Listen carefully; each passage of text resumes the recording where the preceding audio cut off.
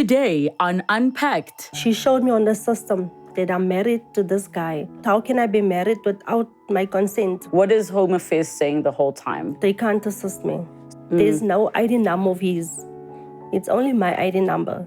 So it's almost like marriage fraud and identity theft. If I wasn't in this predicament of being married to this person, my children would have had a better life.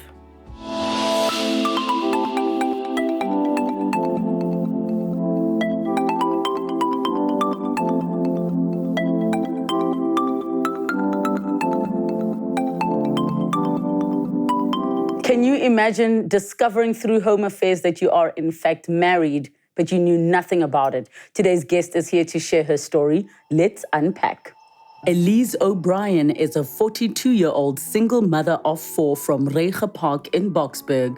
A visit to Home Affairs in 2011 led to a discovery that saw her fighting for her identity and her life. This is her story. Let's unpack. Elize, welcome to the show. Thank you so much for joining us. Thank you. It's a pleasure to be here. So Elize, take us back to 2012. It was a time that your daughter had just been born. What was happening in your life? Me and my daughter's father, he came to ask for marriage by my mom. And then from there, they had a discussion of marriage. And then when I was pregnant, so then afterwards I went to hospital to give birth. And then a week after that, I went to Home Affairs. And that was to register the birth? Yes. That was to register my baby. And then I wanted to register on my surname, O'Brien. And then from there, the baby's father were arguing with me about why am I registered a child on my surname because we are about to get married. Yes. And then I said, no, man, let's do it in a proper manner, although we're not married yet. So then we went to Home Affairs. When I got there, I found out that I'm married. And how did they even tell you? So what did they say to you? On the system, they showed me on the system, but we were furious. My daughter's father left me. Right then he was very upset, how did this happen? How is this possible? Because we are supposed to get married. Did he think that you knew about it? Yes, he did. And obviously, because you're being told for the first time. Yes. Is there a reason why they check if you're married or not when you do a birth certificate for your child?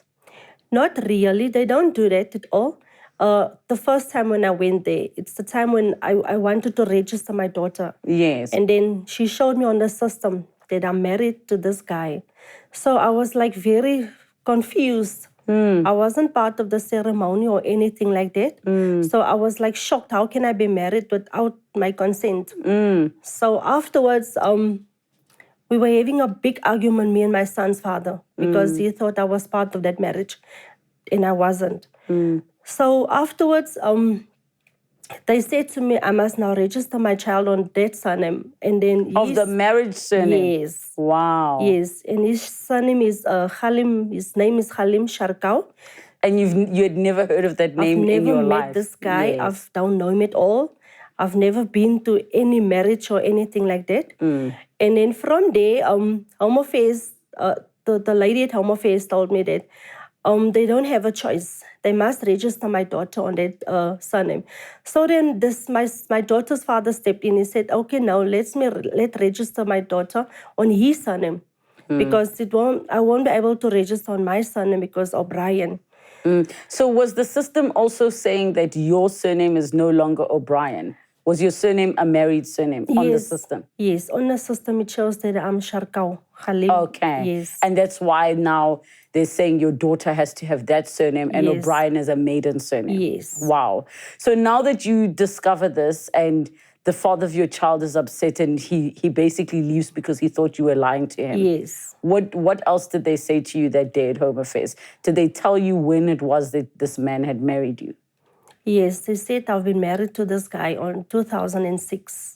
Wow. And that was how many years? Yeah, it was quite a lot of years. It was taking away from my life. So it was in a very sad moment for me because if you find out something like that, it's disturbing. And what makes it so sad because I wasn't part of this marriage. Yes. And I couldn't receive an ID. And it was hectic.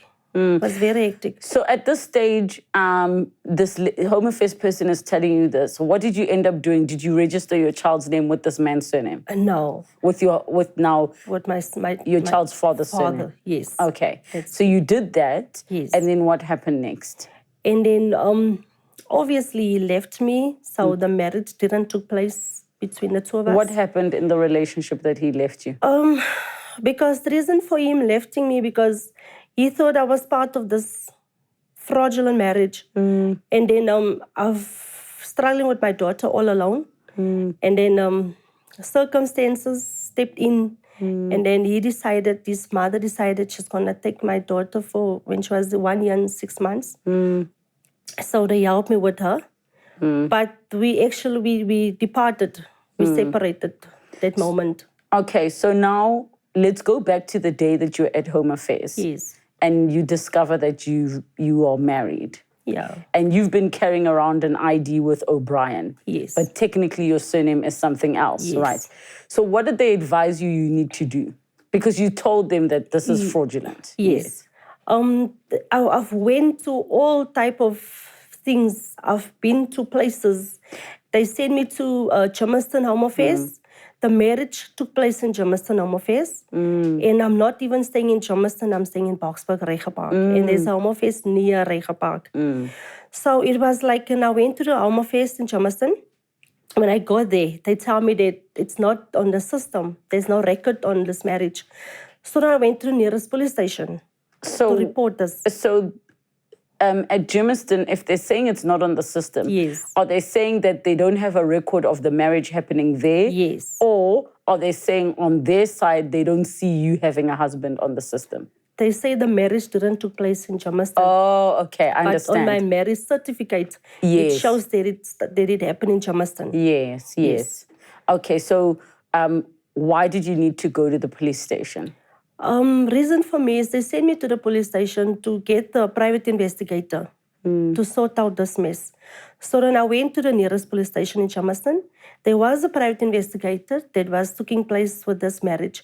And afterwards, he came back to me by telling me there's no records of this marriage. So he couldn't do anything. So then afterwards, I went back to Boksburg Home Affairs.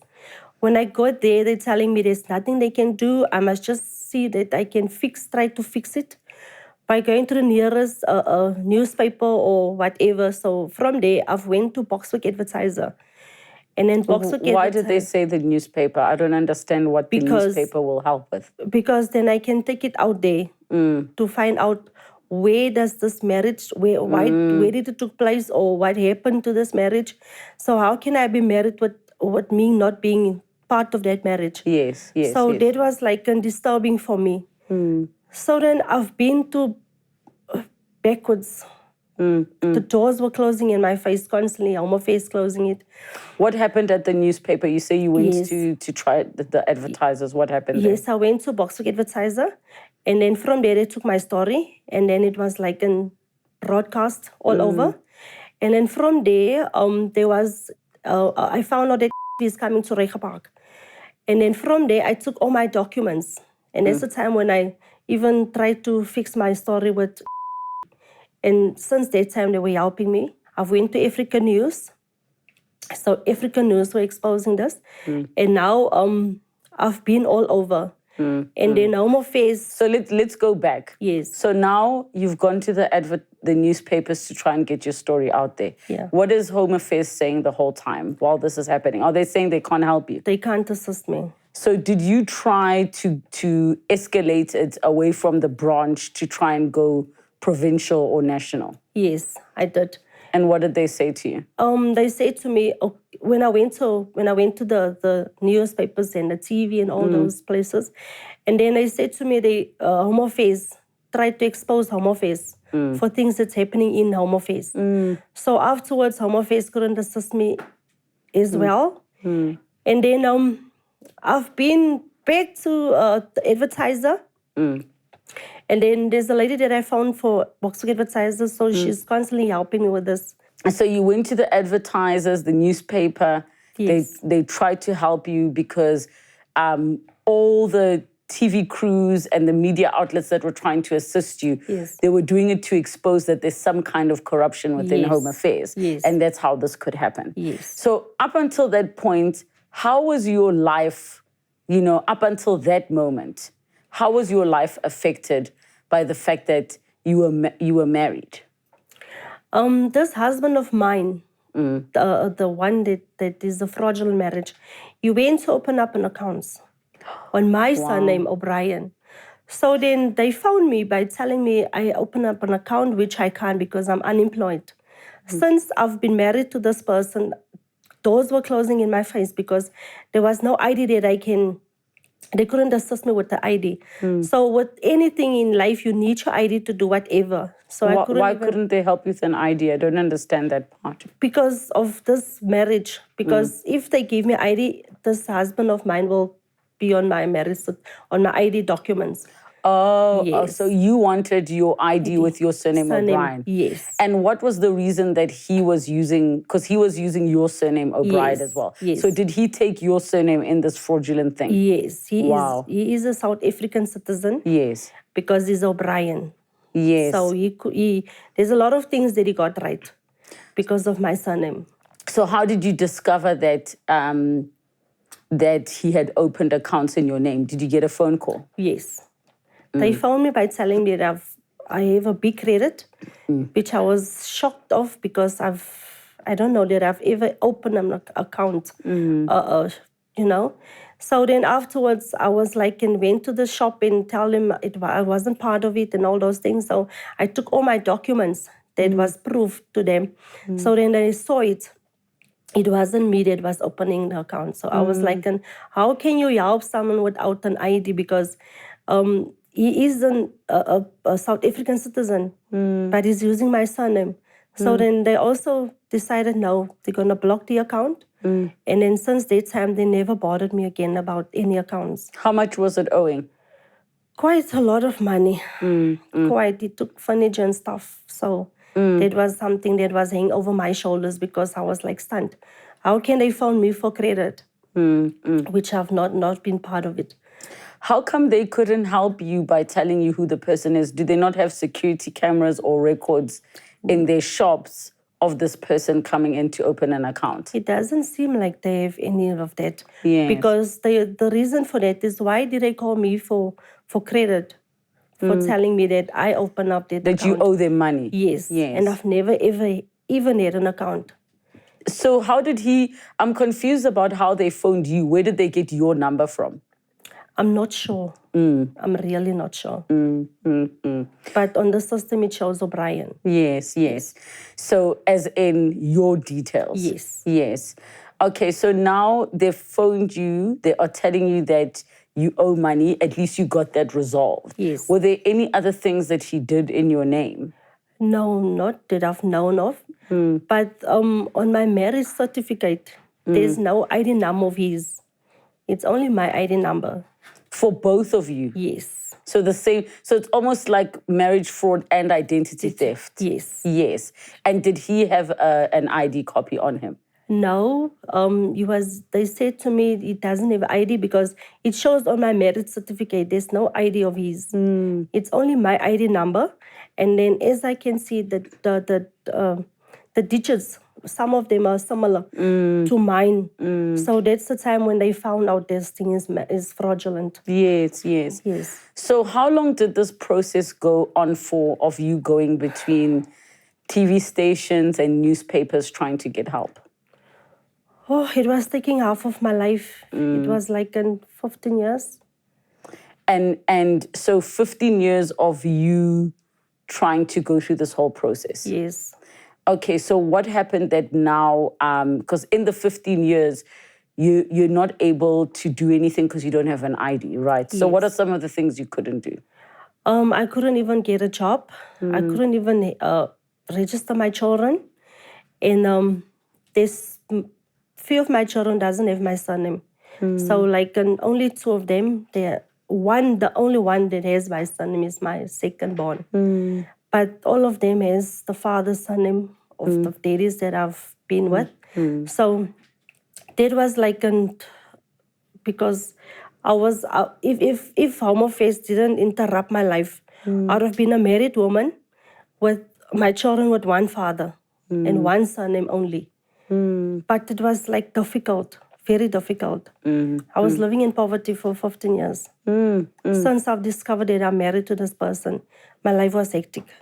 Has no one been lenient or shown you mercy by assisting you with employment without an ID, with you explaining the story?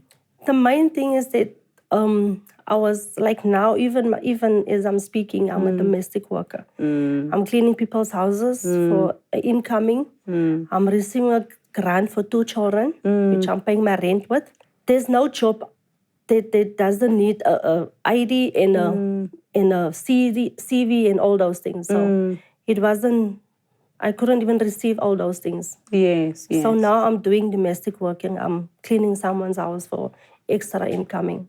And how were you able to apply for social grant for your children without the ID? I've went to Home Affairs, very furious, because I said to them, my life is a mess. I can't manage. I can't even get a job because I don't have an ID. So afterwards, they gave me a document that states that I'm a citizen, South African citizen. So I was using that document to get grant for my children. The two doesn't get grant because they are elder now. Yes. He's 25 and 19. Yes. So I'm only getting grant for 2 children. Yes. And in terms of your relationship, I mean, you after you discovered that you're married, that relationship ended. Was there another relationship after that? Yes, my baby boy is like 10 years old. He and his father were together for 12 years. And we also decided to get married. But unfortunate, I'm still married to this person. So then, it's like I'm wasting his life as well. Because who's going to marry? Who's going to wait until your life has been sorted? So now we're not together anymore. Yeah. So sad because we've been through a lot. He was helping me through this all, how to do, in and out. And so now we're not together anymore. But I'm still a single parent and I'm still battling. Do you think that if you were not married fraudulently, that you would have found yourself with employment in a better position in life, that maybe one of your previous relationships would have worked out and you would have been married? Yes. If I wasn't in this predicament of being married to this person, my children have had a better life. Yes. Because I'm a very dedicated person and I love my children too, but yes, I'm a single parent, but I'm trying my best. Yes. I think life would have been easier for me and more comfortable and better, but now my children are living through my circumstances and it's not fair.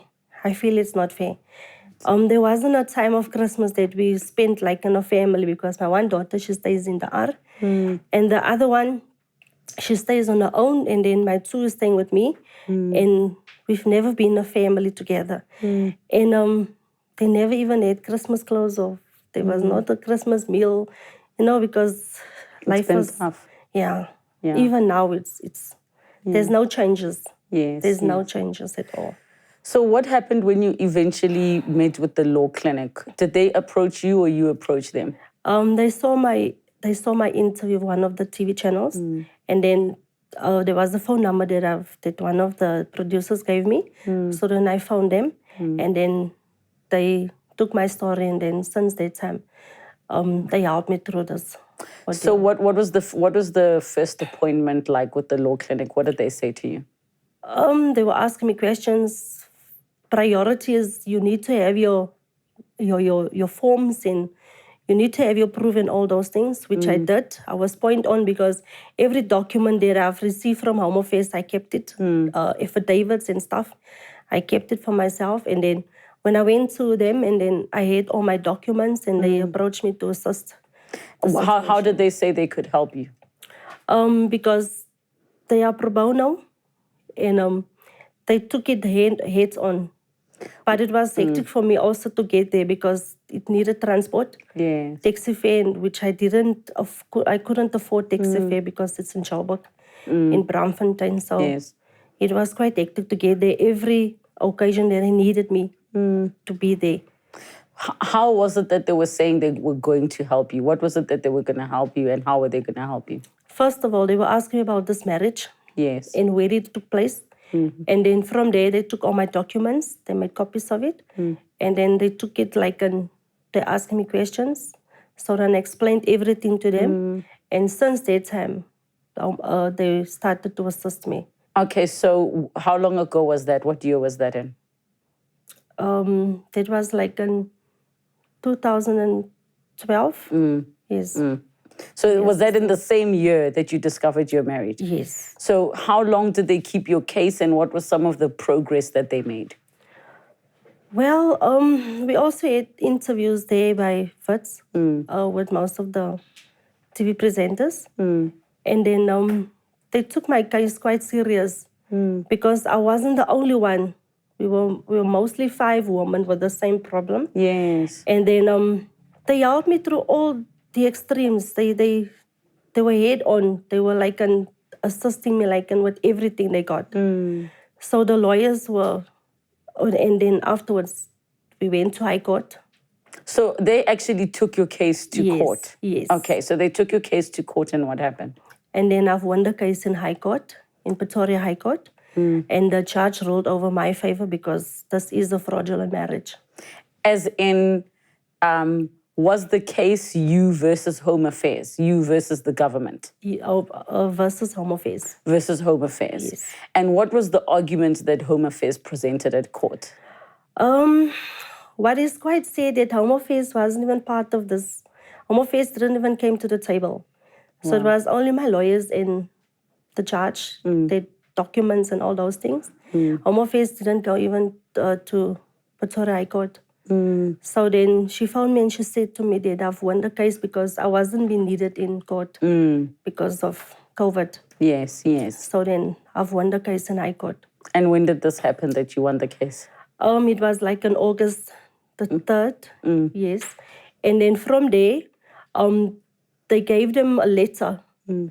In 30 days' time, they need to resolve this. They need to change the status. Yes, yeah. By Home Affairs. They wasn't interested. From there, I've been to, it's also a radio station. And since they stepped in, and then they found a Minister of Home Affairs personally, and then Minister of Home Affairs required my status must be changed in 30 days' time. And did it happen? Not really. Wow. 2-3, it was almost the month passes. Yes. And then the 2nd or 3rd month, and then I start fixing it. So what is the current status now at Home Affairs with your name and with your ID and everything? The reason for me, they can't say that I'm divorced. They only say that I'm single because I wasn't part of that marriage. Yes. So it was a burglary marriage. So have they wiped it clean? Clean, yes. As if it didn't happen? Yes. But what upset me a lot was the Minister of Home Affairs. He didn't came back. He said in one of my interviews, if I'm not part of this marriage, they will resolve it an immediate effect, in fact. But he didn't. He didn't came to his word. So then I have to run around again to sort out this on my own way. So that is a time when Home Affairs decided to clean this. So now that it's clean, have they caught the guy? I'm not sure. There wasn't any feedback from them. I just went to fix my ID in Home Affairs. I paid for 140 for my ID, my card ID, which I'm so proud of. Because it's been a long road. Yes. And now, I'm still furious. I'm very furious because they were messing up my life, but I didn't even came back to apologize or anything. I'm a South African citizen. I just felt like the system failed me. South African citizen, the system failed me dearly, sadly. Yeah. And I mean, if you think about it, they only resolved it this year. Yes. And it's 2021. Yes. And that issue dates back to this person marrying you in 2006. Yes. So for 15 years on the system, you were married. Yes. And it took so much for so long to get it resolved. Yeah, what makes it more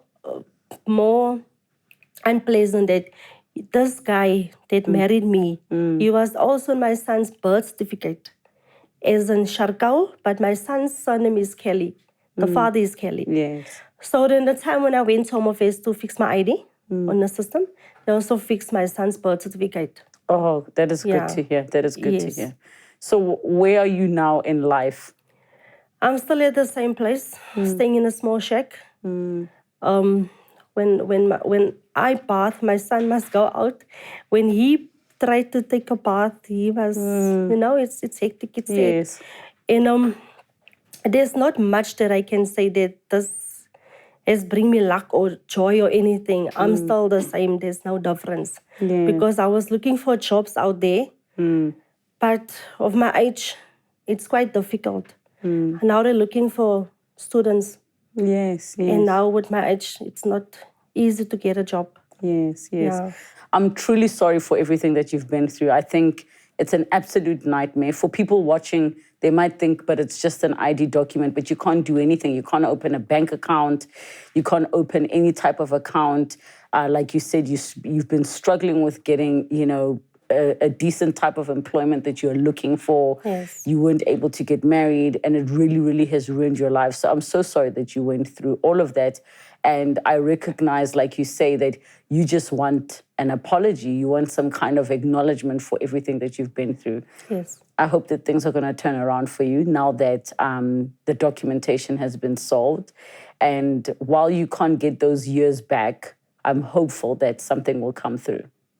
Thank you so much for sharing your story with us. Thank you. I really appreciate it.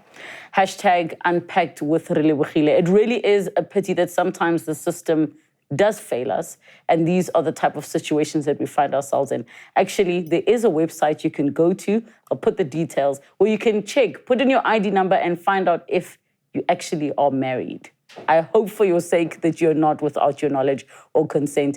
Thank you so much for joining us. Have a good night. Next time on Unpacked. This mongoose ran up my leg and bit me on the hand. By the Saturday, my hands and feet were black already. My nose had started dying. My lips had started dying. Okay, so you're going to amputate her hands and her legs. What are you going to do about her face? And that was when he realized, oh no, this lady doesn't know about her face.